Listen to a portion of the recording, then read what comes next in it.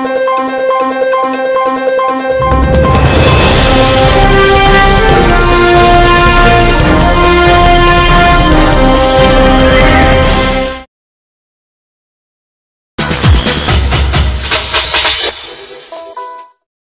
Series पाहून सुपरवायझरची हत्या, कोलशेतमधील खुनाचे गूढ उकलले।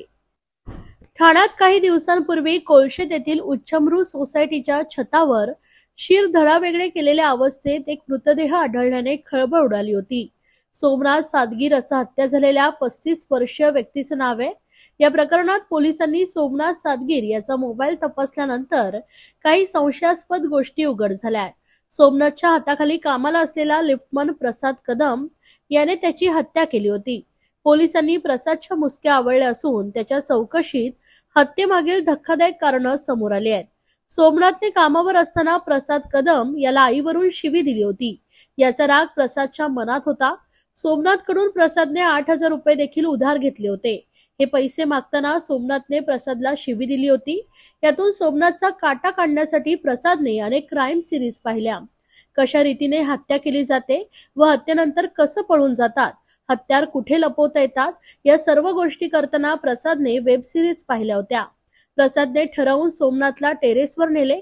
तेथे त्याने आणलेल्या हत्यारानं सोमनाथवर वार करायला सुरुवात केली। सोमनाथ जमिनीवर कोसळताच प्रसादने त्याच्या गळ्यावर हत्यार फिरवून त्याचे मुंडके छाटले आणि घटनास्थळावरून तो पसार झालाय। या हत्येप्रकरणी कापूरबावडी पोलीस ठाण्यात गुन्हा दाखल करण्यात आला होता।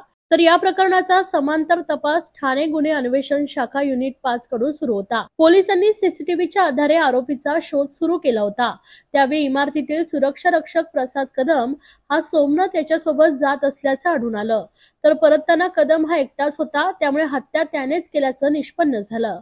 युनिट 5 चे वरिष्ठ पोलीस निरीक्षक विकास घोडके यांच्या पथकाने अखेर कदम याचा शोध घेऊन त्याला अटक केली आहे। सोमनाथ याने प्रसाद याला शिवीगाळ केली होती। तसेच यापूर्वीही त्यांच्यात वाद झाला होता। सोमनाथ याने शिवीगाळ केल्याने त्यांनी धारदार शस्त्राने हत्या केल्याची कबुली प्रसाद यानं दिली आहे। प्रसाद याचं मानसिक संतुलन सुस्थितीत नसल्याचंही प्राथमिक तपासात समोर आलंय। आता प्रसाद याची सखोल चौकशी पोलिसांकडून सुरू आहे। यातील जो आरोपी आहे प्रसाद कदम याला काल आपण अटक केलेली आहे। तर आता त्याची जी आपण कोर्टासमोर त्याला हजर केला असता त्याची जी PCR आहे ती साधारणतः 26 तारखेपर्यंत त्याची PC आहे। सध्या कालच्या प्राथमिक तपासामध्ये तो त्या ठिकाणी लिफ्ट ऑपरेटर म्हणून काम करत होता आणि जो मयत आहे तो त्या ठिकाणी सुपरवायझर म्हणून काम करत होता। तर कामाच्या अनुषंगाने त्यांचे 4-5 वेळा वाद झाले होते। तसेच मयतानी आरोपीकडून एक 8,000 रुपये उसने घेतले होते। तर तेही आरोपीने त्याचा पाठपुरावा करत होता। तर तेही पैसे मिळाले नाहीत, हाही राग आरोपीला होता। सध्या प्राथमिक तपासामध्ये इथपर्यंत निष्पन्न झालेला आहे। आरोपीची PC 26 तारखेपर्यंत आहे। अजून बराच तपास त्यामध्ये बाकी आहे।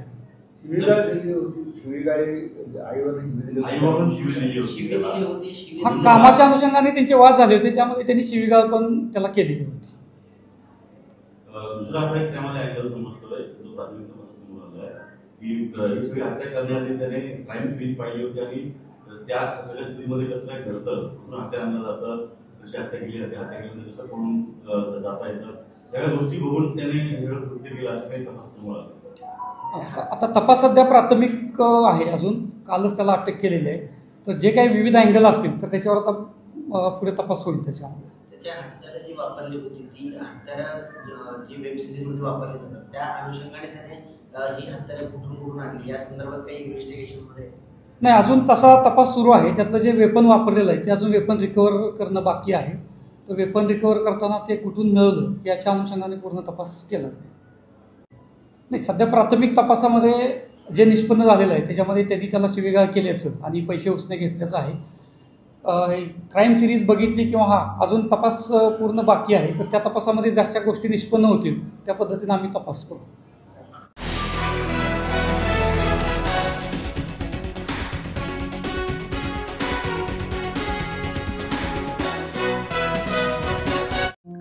दीड लाख युवकांना वर्षाला कौशल्य प्रशिक्षण, 1000 चाणक्य कौशल्य केंद्र, युवक युवतींना मोफत कौशल्य प्रशिक्षण, स्वावलंबनासाठी कौशल्य प्रशिक्षण। 20 सप्टेंबर पासून प्रशिक्षण सुरू। युवक युवतींना कौशल्य देऊन त्यांना स्वतःच्या पायावर उभे राहण्यासाठी महायुती सरकारने वर्षाला 1.5 लाख युवकांना मोफत प्रशिक्षण देण्याचा निर्णय घेतला आहे. पंतप्रधान नरेंद्र मोदी यांच्या उपस्थितीत याचा शुभारंभ 20 सप्टेंबरला होत आहे. प्रत्येक जिल्ह्यात 150 युवक युवतींना कौशल्य विकास याची मोफत प्रशिक्षण दिले जाणार आहे. यासाठी 1000 चाणक्य कौशल्य विकास केंद्रे सुरू केले जात आहेत.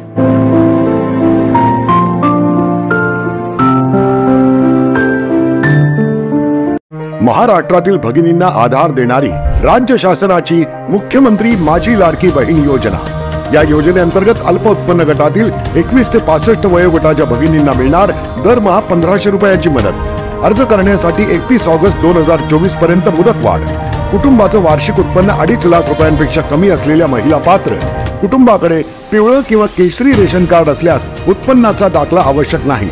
पांढरं रेशन कार्ड असेल किंवा रेशन कार्ड नसेल तर कुटुंबाचं वार्षिक उत्पन्न 2.5 लाखांपेक्षा कमी असल्याचा दाखला आवश्यक. योजनेसाठीचा ऑनलाईन अर्ज नारी शक्ती दूत ऍप वरून किंवा पोर्टलवर भरता येईल. ज्या भगिनींना ऑनलाईन अर्ज भरता येत नसेल त्यांच्यासाठी अंगणवाडी, ग्रामपंचायत, वॉर्ड ऑफिस, सेतू सुविधा केंद्रामध्ये किंवा आशाताई बचत गटाच्या CRP यांची मदत उपलब्ध. आता आपल्याला अभिमानाने म्हणता येईल, सुखी आणि सुरक्षित आहे माझी लाडकी बहीण. ठाणे महानगरपालिका परिवहन सेवेतील निवृत्त कर्मचाऱ्यांची थकीत देणी न दिल्याने नागरिक आक्रमक. ठाणे महानगरपालिकेतील परिवहन सेवेमध्ये 2016 पासून निवृत्त झालेल्या कर्मचाऱ्यांची थकीत देणे शासन दरबारी प्रलंबित आहे. महागाई भत्ता, 7वा वेतन आयोग यांसारख्या विविध रकमेचा समावेश असून एकूण कोट्यवधींची रक्कम महानगरपालिकेच्या प्रशासनाकडे थकीत आहे. आयुष्यभर परिवहन सेवेमध्ये कष्ट केल्यानंतर सरते शेवटी मिळणारी आयुष्याची पुंजी अद्याप न मिळाल्यानं निवृत्त कर्मचारी व त्यांच्या कुटुंबातील सदस्य आता हवालदिल झाले आहेत. वारंवार शासन दरबारी पत्रव्यवहार करून देखील त्यांची थकीत देणे अदा न केल्यामुळे आज सर्व निवृत्त कर्मचारी तसेच त्यांच्या कुटुंबातील सदस्यांनी प्रशासकीय अधिकाऱ्यांची भेट घेतली. असेच लवकरात लवकर आपली थकीत देणी द्यावी अशी मागणीही यावेळी करण्यात आली आहे. यावेळी सर्व कर्मचाऱ्यांनी प्रतिक्रिया दिली. पाहुयात. परिवहन सेवेचे आम्ही कर्मचारी आहोत. आमच्या सगळ्याच थक बाकी आहे. 6वा आयोग, 7वा आयोग सगळंच बाकी आहे. काही दिलेलं नाही. देतो ह्या पगार देतो, ह्या आता सुरू करतो, पण अजून काही दिलेलं नाहीये. आणि हे जर तुम्ही त्यांनी वेळेवर दिलं असतं तर एवढे प्रॉब्लेम आले नसते. आमचा शिक्षण भत्ता आहे, मेडिकल भत्ता, प्रोत्साहन भत्ता, अर्जित रजेचं वेतन, रजा वेतन हे काही अजून दिलं. आणि रिटायर होऊन अर्धी लोक रिटायर झाले त्यांचं. आणि 6वा आयोगाचा फरक बाकी आहे. आणि 2014 पासून सगळं आणि ते जाऊ दे, पण आमची रिटायर झाल्या लोकांचं पण देत नाहीये. अर्धी लोक गेली जग सोडून. मग त्यांच्या लेडीज लोकांचं काय? त्यांचं पेन्शन पण वेळेवर होत नाहीये, त्यांचे भत्ते मिळत नाहीयेत वेळेवर. मग त्यांच्या फॅमिलीने काय करायचं? आणि बिचाऱ्यांनी एवढी 33-36 वर्ष सर्व्हिस केली, त्यांचं काय? मग त्यांचं दुःख ते घेऊनच वर गेले ना. त्यांना त्यांच्या हातात पैसा मिळाला नाही, काय नाही. मग त्यांनी असेच जीव सोडले. आणि मग त्यांच्या फॅमिलीचं काय करणार? त्यांची फॅमिली पण आता आमच्या बरोबर आलेली आहे. बघा, मी सुरुवातीला जाऊन मी आमच्या ठाणे महापालिकेचे परिवहन सेवेतले व्यवस्थापक त्यांना जाऊन भेट दिली आहे. त्या भेटीमध्ये त्यांच्यावर चर्चा केली. चर्चा केल्यानंतर मी त्यांना फक्त एवढंच एक शब्द बोललोय की जेव्हा ते आमचे कर्मचारी एकत्र झालेले आहेत, एकत्र झाल्यामुळे त्यांनी माझ्यावर दबाव आणला की बाबा तू 10 दिवसानंतर पुढचं काय करणार आहे. तर 10 दिवसाचं पुढचं मी आंदोलनचा त्यांना घोषणा देऊन आलेलो आहे. पण त्यांनी मला उत्तर असं दिलं आहे की 10व्या दिवशी जर तू 11व्या दिवशी आंदोलनाला बसलास तर तुला बेनिफिट काय भेटणार, तुला आंदोलनातून पैसे भेटतील का? त्यांनी मला असं उत्तर दिलेलं आहे. तर माझं म्हणणं असं आहे की मी आजारपणी आहे, माझा बायपास झालेला आहे, मला महिन्याला कमीत कमी 15,000 रुपये खर्च आहे. औषध पाण्याला मला 5,000 रुपये लागतात. मी 8 लाखाच्या ज्युपिटरमध्ये ऑपरेशन केलेलं आहे, त्याच्याकडे माझ्याकडे सर्व फायली पुरावा आहे. आणि जो मी उष्णता पैसे घेतलेले 8 लाख रुपये त्याचा मला व्याज द्यावा लागतो. तो व्याजा संदर्भात जर माझी पेन्शन वेळेवर होत नाही आणि माझी पेन्शन मागे पुढे झाल्यानंतर मला माझ्या व्याजासंगती माझ्याकडनं पैसे वसूल केले जातात. बरोबर आहे. त्याच्यामध्ये पण आमचं प्रशासन जागा होत नाही. त्याच्यामुळे माझ्या संगती एक राहिलेले माझे मित्र संघट जेवढे चालक वाघ होते ते सर्व एक जण 160 लोक वरती गेलेले आहेत देवाकडे. मग त्याचा काय करणार? तरी प्रशासन अजून जागा होत नाही. काहींनी कोर्टात केस देखील दाखल केली आहे. किती कर्मचारी आहेत की ते आता आपल्या हक्काच्या पैशापासून वंचित आहेत. ते बघा 121 लोकांचा तो 6व्या वेतनचा जो कोर्टचा निर्णय आहे तो देण्यात आलेला आहे. त्यांचे पैसे काहीतरी ह्या महिन्यात, मला आयुक्त साहेबांनी स्वतः समोर आमच्याबरोबर मीटिंग झालेली, ते ह्या महिन्यात त्यांचे पैसे आम्ही देणार आहे. त्या आधारे अजून त्यांना पण पैसा दिला नाही आणि आम्हाला तर अजून काहीच नाही भेटलं. जे एक्स्ट्रा आम्हाला पगाराच्या नंतर जे येतात 5 कोटी ते पण देण्यात आलेले नाही. फक्त त्याच्यामध्ये 2-2.5 कोटी आलेले, 280 आलेले आम्हाला. 5 कोटीच्या ठिकाणी 280 आलेले, पण 280चा चेक आम्ही पण परत पाठवला. आम्हाला द्यायचं असेल तर संपूर्ण 5 कोटी द्या. ते 5 कोटीमध्ये जो आमचा आहे आता 2016 पासून जे आमचे रिटायरमेंट झालेले आहे जुने लोक, आणि 2022 नोव्हेंबर पर्यंत जे आहे ते 6व्या वेतनपर्यंत आमच्याकडे ग्रॅज्युटी देण्यात आलेली आहे. पण त्याची जो वाढू आता 7वं वेतन लागू केला, जो सर्वांना लागू झाला 2016 पासून, तो 7वं वेतन लागू झाल्यानंतर तो आमचा पैसा आहे, तो फरक आहे किंवा जी ग्रॅज्युटी वाढलेली तो पैसा अजून देण्यात आलेला नाही.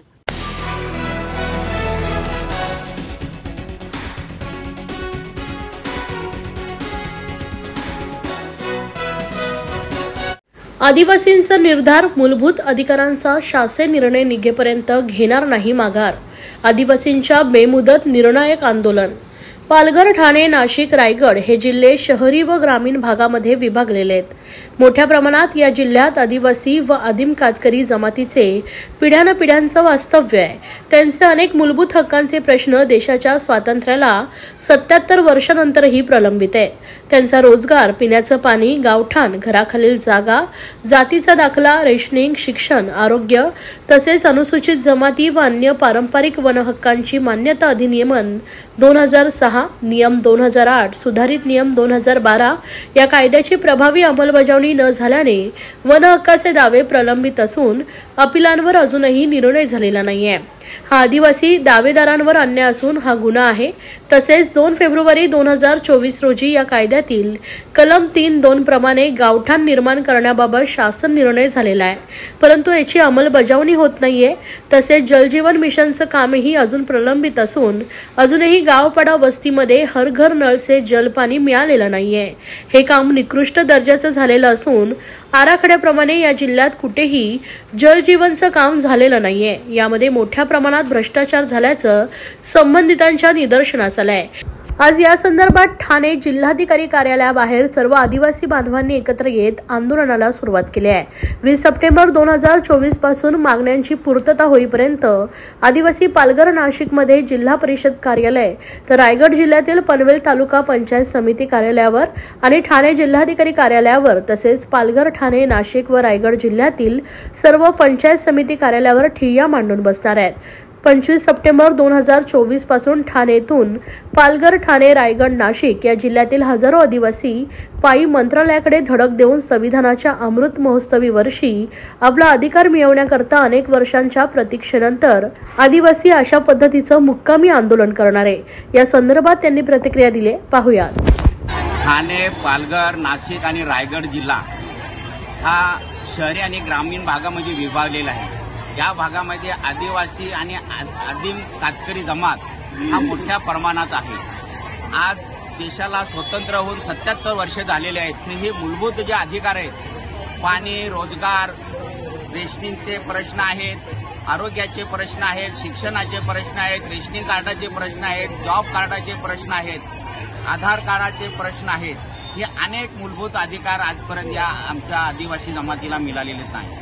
त्याचबरोबर वन हक्के दावे जे आहेत, जो अनुसूचित जमाती अन्य पारंपरिक वन हक्क अधिकार जो मिळालेला आहे 2006 मध्ये, त्याच्यात सुधारणा झाली 2008 मध्ये, त्याच्यात आणखी सुधारणा झाली 2012 मध्ये. हा कायदा होऊन आज अनेक वर्ष झालेले आहेत, तरी आमचे वन दावे हे कलेक्टर लेवलला, प्रांत लेवलला, तहसीलदार लेवलला हे प्रलंबित आहेत, ग्रामपंचायत लेवलला प्रलंबित आहेत, फॉरेस्ट लेवलला प्रलंबित आहेत. ह्या मागण्यांसाठी आज आम्ही सर्व ठिकाणी आंदोलनाने उतरलेलो आहोत. जर आंदोलनात मागण्या तुमच्या आता पूर्ण झाल्या नाही तर पुढचं पाऊल काय असेल? आम्ही हे जे आंदोलन चालू करण्याच्या अगोदर आमची ज्या तयारी होती, का हे जे मूलभूत अधिकार जे आहेत हे ग्रामविकास विभागाकडे त्याची निश्चित म्हणजे त्याचे हे करावी, जबाबदारी द्यावी, त्यांच्यावर ही जबाबदारी द्यावी. तसेच नगर विभागाकडे ही जबाबदारी द्यावी आणि त्यांच्यावरती ही जबाबदारी टाकल्याचा GR निघावा. ही मागणी आमची होती. परंतु ही मागणीसाठी जर आम्ही 19 तारखेला GR निघालेला आहे, हा GR जर निघाला नसता तर आम्ही 25 तारखेला या आंदोलन सर्व एकत्र करून आणि मंत्रालयामध्ये मोर्चाने जाणार होतो. परंतु हा GR 19 तारखेला निघाला. त्याबद्दल या सरकारचे आम्ही आभार मानतो, त्यांना धन्यवाद देतो का आमचा जो आंदोलनाची तयारी बघून तुम्ही त्याला यश दिलं, त्याबद्दल त्यांचे आम्ही आभारी आहोत.